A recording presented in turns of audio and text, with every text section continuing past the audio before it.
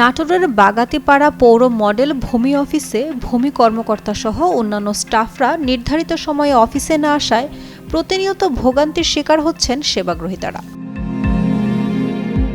পৌর মডেল ভূমি অফিসে গিয়ে দেখা যায় সেবাগ্রহীতাদের অনেকেই অফিসের সামনের রাস্তায় দাঁড়িয়ে আছেন।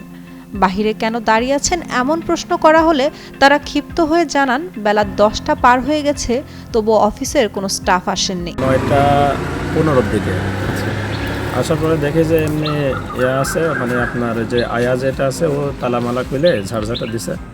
দেওয়ার পরে এতক্ষণ বসে আছি। আমার যতটুকু ধারণা ছিল যে রোজার মাসে 9টার সময় আর কি অফিস চালু, সরকারি নিয়ম 9টা থেকে 3টা। আমরা ওই অনুপাতে আসছি। গত 2 দিন আগেও আসে ঘুরে গেছি, বৃহস্পতিবারের দিন ঘুরে গেছে, কোনো কাজ করে দেয় নাই। তো আজকেও আসছে, আসার পরে এখন এই যে 45 মিনিট ধরে ওয়েট করতেছি, কেউ নাই অফিসে। অফিসের দিকে নজর দিলে দেখা যায় অফিসের সামনের কেচি গেট সামান্য খোলা, তবে দরজা বন্ধ। কিছুক্ষণ পর একজন নারী এসে জানান তিনি অফিস খুলছেন। তার পরিচয় জানতে চাইলে বলেন তার নাম স্বর্ণা, তিনি ওই অফিসের ঝাড়ুদার। আর যে সরকারি পিয়ন একটু অসুস্থ, তাই দেরি করে। আর স্যাররা আমার নাটোরের কোনো কাজটা আছে নাকি, আমি সরকারি ঝাড়ুদার।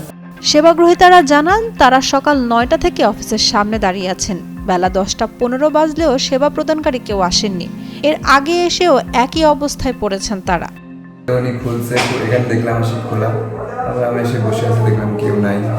আজকে আসছি, আমি তো কালকে আসলাম দুপুরে, তো আজকে বলছিল যে সকাল এখন আজকে তো দেখতেছি খোলেনি। এখন তো প্রতিনিয়ত আসি না, আজকে প্রথম আসলাম 9টা 9:30 দিকে, এখনো তো দেখছি 10টা 9 বাজে, এখনো তো কেউ আসলো।